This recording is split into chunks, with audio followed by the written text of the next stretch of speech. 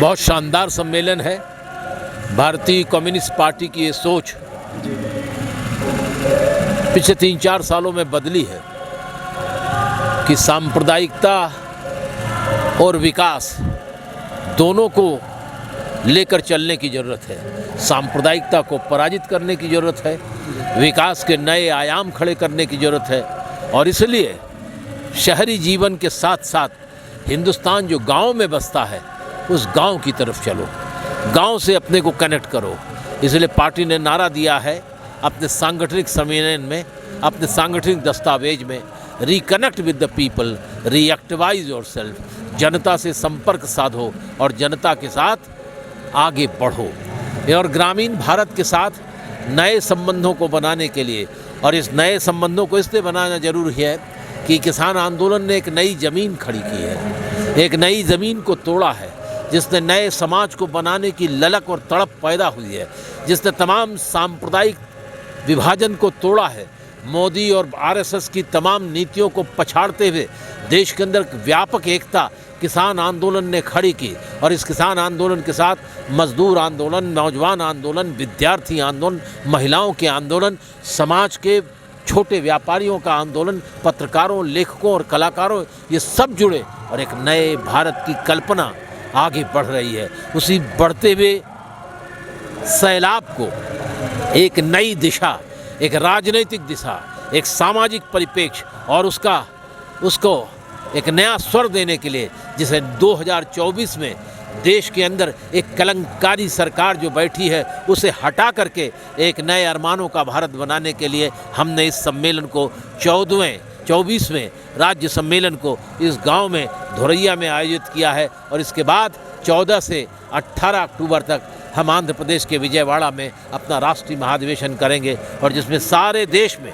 हम अभी नीचे से लेकर ऊपर तक सम्मेलन कर रहे हैं। लोग कहते हैं कम्युनिस्ट पार्टी और कम्युनिस्ट पार्टियों में तानाशाही है। हम अपने यहाँ किसी को मुंतखब नहीं करते हैं कि उसने उसको चुन दिया, बाप ने बेटे को चुन लिया, बेटे ने बाप को चुन लिया, अम्मा ने बेटी को चुन लिया, बेटी ने भाई को चुन लिया।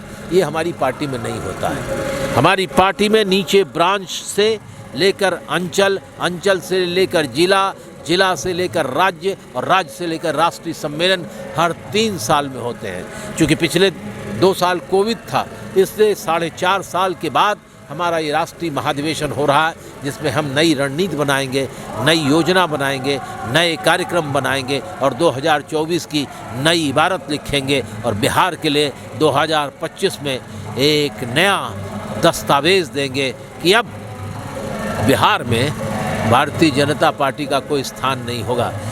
40 लोकसभा की चुनाव में हम इस महागठबंधन के माध्यम से 38 सीटें जीतेंगे।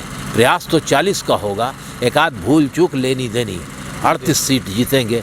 और इसी रास्ते को लेकर के हम उत्तर प्रदेश में भी बढ़ेंगे, मध्य प्रदेश में भी बढ़ेंगे, राजस्थान में भी बढ़ेंगे। लेकिन ये जिम्मेदारी अगर बिहार में राष्ट्रीय जनता दल और नीतीश कुमार की जनता दल यू की है, तो बिहार में जो रास्ता है उस रास्ते की बुनियाद पर उत्तर प्रदेश में अखिलेश यादव को सोचना पड़ेगा कि तमाम वामपंथी और जनवादी शक्तियों को साथ लेना पड़ेगा। राजस्थान में कांग्रेस को अपने तमाम साथियों को साथ लेकर राष्ट्रीय स्तर पर और राज्य स्तर पर लोकतांत्रिक जनवादी शक्तियों को अगले साल के चुनाव में साथ लेना पड़ेगा। महाराष्ट्र में भी वही करना होगा, मध्य प्रदेश में चलना होगा।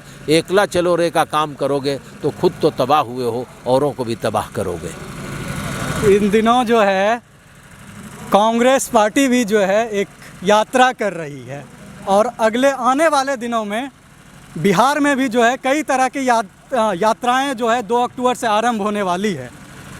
तो आप किस तरह से इन यात्राओं को देखते हैं? भाई, यात्राओं का काम तो हमने शुरू किया था। 2003 में हमने भारतीय कम्युनिस्ट पार्टी ने देश के 5 कोनों से यात्राएं निकाली थी।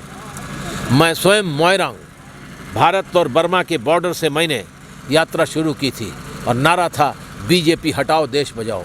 5000 किलोमीटर से ज़्यादा मैं पैदल चला था। सारे देश के अंदर 3 जगह से इकट्ठा होकर दिल्ली में हुआ था और 2004 में हमने भारतीय जनता पार्टी की अटल बिहारी सरकार को सत्याच्युत कर दिया था। लेकिन अब माहौल बहुत बदला है। अब मंदिर और मस्जिद को लेकर के कुछ लोग घूम रहे हैं और टहल रहे हैं।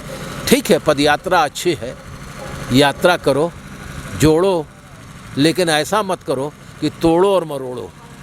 अपनी पार्टी पर निगाह रखो, देश की बड़ी पार्टी हो, समझदारी से काम लो। अगर आपके यहाँ तोड़ मोड़ रोड़ फरोड़ होता है तो उसका फ़ायदा किसको होता है? उसका फ़ायदा बीजेपी को होता है। नीतियों के ऊपर साफ रखो अपने को। नीतियाँ साफ नहीं रखोगे तो पार्टी में बहुत सारे संकट पैदा होंगे।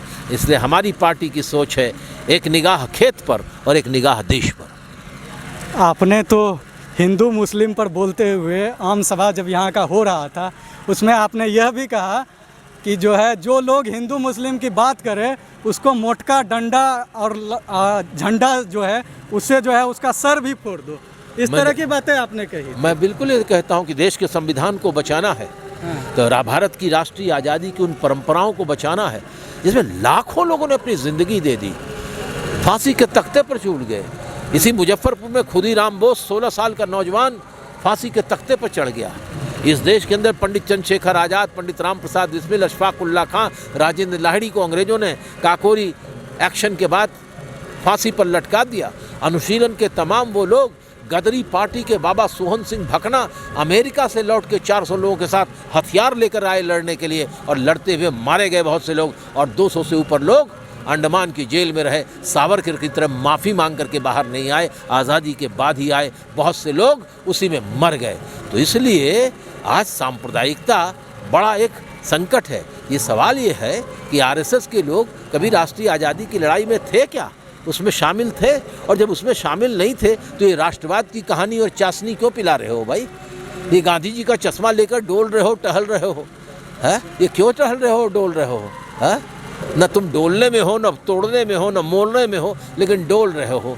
डोलते डोलते क्या कहना चाहते हो? नए नौजवानों को बताना चाहते हो कि तुमसे बड़ा राष्ट्रवादी, तुमसे बड़ा गांधी का भक्त कोई नहीं। अरे तुम ये बताओ ना, आज 75वीं सालगिरह पर कि गोलवलकर और आरएसएस के लोग, तुम मोहन भागवत जी ये बताओ, प्रधानमंत्री जी ये बताओ, आप प्रचारक रहे आरएसएस के, क्यों आरएसएस ने देश की आज़ादी की लड़ाई में हिस्सा नहीं लिया? जब भगत सिंह, सुखदेव और राजगुरु फांसी लगाए जा रहे थे, वो इनकलाब जिंदाबाद का नारा लगा रहे थे, वो ब्रिटिश साम्राज्यवाद का मुर्दाबाद का नारा लगा रहे थे, तब आरएसएस के लोग इस महारानी जिनका देहांत होगा, एलिजाबेथ जिंदाबाद का नारा क्यों लगा रहे थे?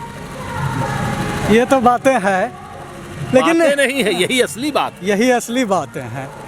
ठीक है, आपने जो कहा वो असली बातें हैं, लेकिन तमाम तरह की बातें, आपने कहा कि हमारी पार्टी डेमोक्रेटिक भी सबसे ज़्यादा है, तमाम तरह की बातें होती है, लेकिन आज जो है युवा जिस तरह से सीपीआई से जुड़ना चाहिए या वामपंथी विचारधारा से जुड़ना चाहिए। एक समय था जब कहते हैं कि भगत सिंह जो है जब अंतिम समय में वो जो है मार्क्सवाद की जो है वो पुस्तक पढ़ रहे थे, लेकिन आज क्या दौर आ गया है, लोग आप पर जो है आप पे आरोप प्रत्यारोप करके जो है वो बड़े नेता हो जाते हैं, बड़े युवा चेहरे हो जाते हैं पूरे देश में, लेकिन आप उसे जो है सर आँखों पर भी बैठाते हैं, लेकिन वह आपकी पार्टी में रहते हैं, फिर आपकी पार्टी को छोड़ करके चले जाते हैं, आपकी पार्टी को छोड़ करके खुद तो जाते ही हैं, प्लस साथ में अपने साथ भी कई लोगों को लेकर के चले जाते हैं। वैसे लोगों पर आप क्या कहेंगे? क्या आपको लगता है कि आने वाले दिनों में जो कांग्रेस है वह कहीं विकल्प है? भाजपा का विकल्प क्या कांग्रेस हो सकती है? विकल्प विचार होंगे। अब वो दौर ख़त्म हो गया कि एक है। आज भारतीय जनता पार्टी क्या एक ही पार्टी है जिसकी सरकार है? केंद्र में भी कई पार्टियों को साथ लेकर के उसने सरकार बनाई है। भारतीय जनता पार्टी की सिर्फ 3 सरकारें हैं राज्यों में, बाकी सब जगह मिली जुली सरकार है।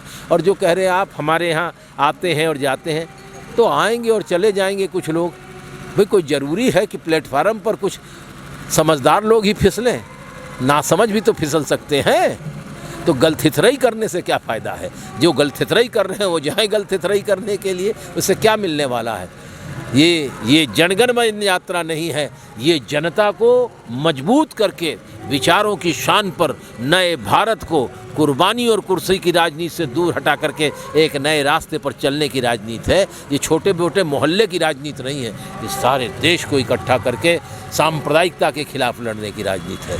ये देश के अंदर सिर्फ भाषण की राजनीति नहीं है। मोटका डंडा और ललका झंडा हमने जो कहा है, इसका अर्थ यह है कि अगर देश के कमज़ोर लोगों पर देश के आर्थिक रूप से विपन्न लोगों पर, सामाजिक लोगों के आर्थिक अधिकारों पर जब हमला होगा तो हम उनकी हिफाजत करेंगे। इस देश में किसान जो आज हैं उनको उनकी ज़मीन के मालिक वो नहीं थे, सब सामंत थे, बड़े बड़े राजे रजवाड़े थे। तभी हमने नारा दिया था कि रैयतों को भूमिधर बनाओ, और इसीलिए भूमिधर बनाने के लिए हमने भूमि कब्जा की।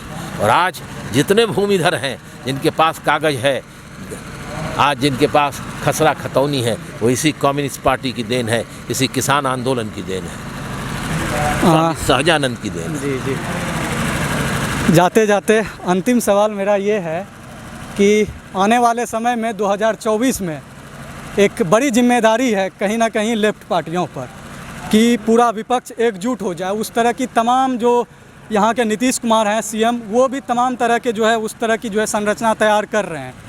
आपको क्या लगता है कि 2024 में क्या होगा, मूड देश का क्या होगा? देश बदलाव चाहता है, देश में बदलाव का मूड है।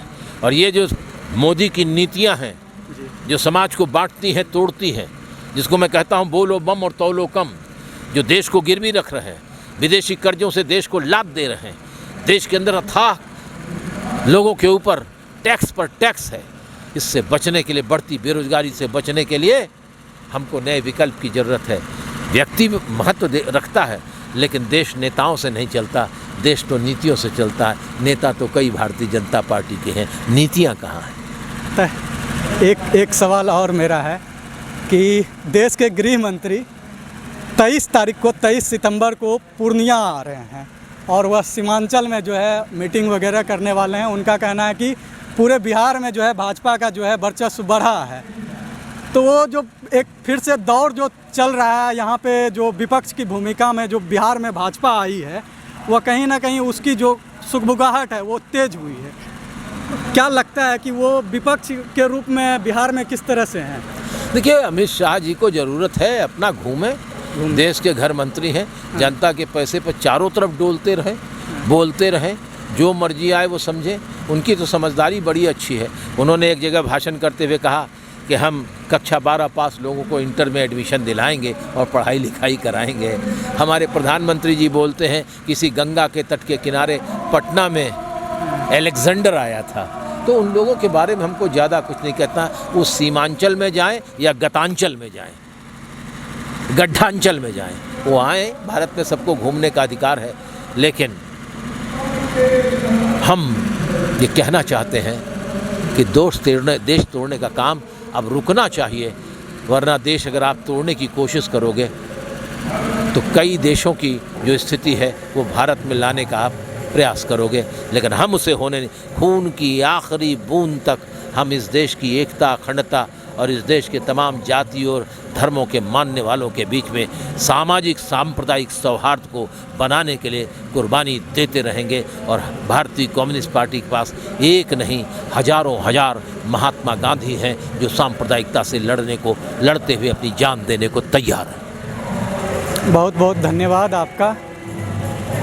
तो जैसा कि आपने देखा कि कॉमरेड अतुल कुमार अंजान जी ने तमाम बातों को रखा और तमाम जिस तरह की आरोप लगती है उन तमाम बातों का भी जो है खंडन इन्होंने किया।